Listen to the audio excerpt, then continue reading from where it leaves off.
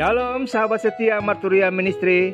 Kita jumpa lagi dalam program Perenungan Pagi Marturia Ministry.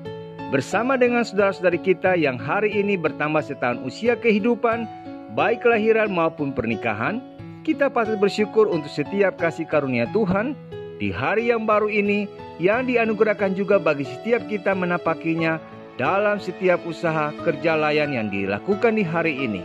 Teristimewa bagi Ibu Liana, Ibu Asi Sumarti, anak Chandra Winata Pena Baban, dan Ibu Pendeta Cindy Cecilia Tumbelaka Van Muster yang mengalami anugerah pertambahan setahun usia kelahiran. Dan untuk usia pernikahan, bagi kehidupan keluarga yang berbahagia, Bapak Marlen Luban Gaul dan Ibu Minar Nauli Simamora. Doa dan harapan kami kiranya senantiasa dianugerahkan kesehatan, kekuatan, dan hikmat Tuhan serta sukacitanya diberkati dan disempurnakan Tuhan Yesus bersama dengan kehidupan keluarga terkasih. Kini kita sehati dalam doa untuk disapa dengan kebenaran firman Tuhan di saat ini. Bapa yang mulia, mensyukuri hari baru pemberian-Mu, kami memohon bimbingan dan tuntunan-Mu melalui sabda-Mu ini. Karuniakan hikmat dan terangilah hati dan pikiran kami dengan Roh Kudus-Mu, sehingga kami dimampukan untuk memahami, memaknai dan melakukan sabda-Mu ini. Dalam nama Tuhan Yesus kami berdoa. Amin. Bacaan Alkitab diambil dari Injil menurut Matius pasal 23 ayat 16 hingga ayat yang ke-22 yang menyatakan, "Celakalah kamu, hai pemimpin-pemimpin buta, yang berkata, bersumpah demi bait suci, sumpah itu tidak sah. Tetapi bersumpah demi emas bait suci, sumpah itu mengikat. Hai kamu orang-orang bodoh dan orang-orang buta, apakah yang lebih penting, emas atau bait suci yang menguduskan emas itu? Bersumpah demi mezbah, sumpah itu tidak sah. Tetapi bersumpah demi persembahan yang ada di atasnya, sumpah itu mengikat. Hai kamu orang-orang buta, apakah yang lebih penting, persembahan atau mezbah yang menguduskan persembahan itu? Karena itu, barang siapa bersumpah demi mezbah, ia bersumpah demi mezbah dan juga demi segala sesuatu yang terletak di atasnya. Dan barang siapa bersumpah demi bait suci, ia bersumpah demi bait suci dan juga demi Dia yang diam di situ. Dan barang siapa bersumpah demi surga, ia bersumpah demi takhta Allah dan juga demi Dia yang bersemayam di atasnya." Demikianlah sabda Tuhan.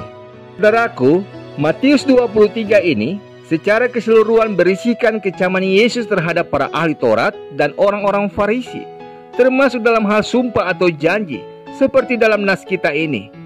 Dari sekian banyak kecaman Yesus tersebut, intinya sama. Mereka salah meletakkan fokus. Mereka lebih mementingkan perna-perni kehidupan, yakni aturan agama, tapi melupakan esensi hidup beriman dari menaati perintah Tuhan itu sendiri. Seperti halnya para ahli Taurat dan orang-orang Farisi, terkadang kita pun lupa dengan hal yang benar-benar penting dalam hidup ini. Kita seringkali terjebak mengurusi perna-perni kehidupan sehingga melupakan yang utama.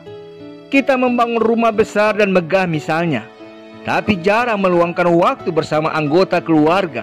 Kita membeli ponsel canggih, tapi komunikasi kita buntu, sehingga seringkali bertengkar dengan pasangan hidup kita.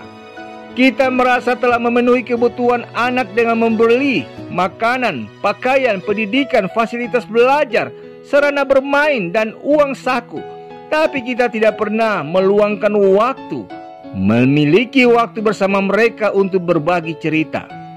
Dulu sewaktu kita menikah dengan pesta mewah, tapi setelah itu kita tak berusaha saling mengenal lebih dalam lagi, bahkan selalu sibuk dengan urusan masing-masing.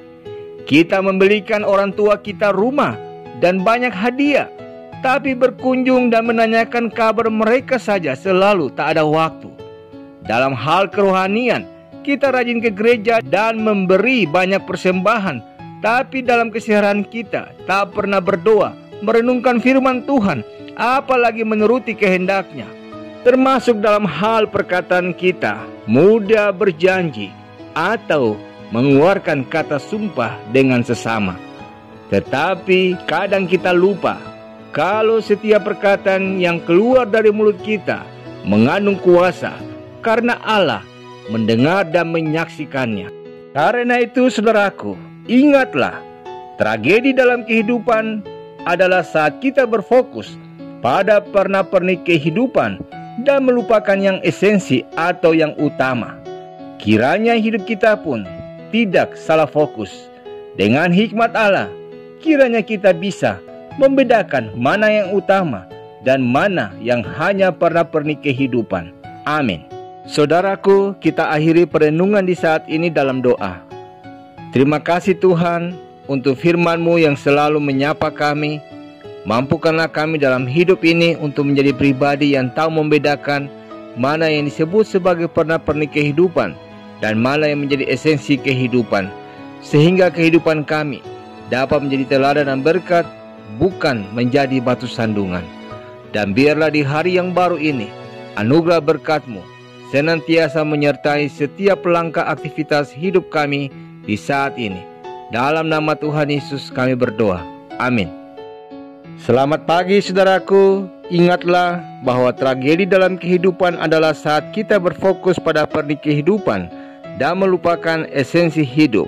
Selama beraktivitas, Tuhan Yesus memberkati.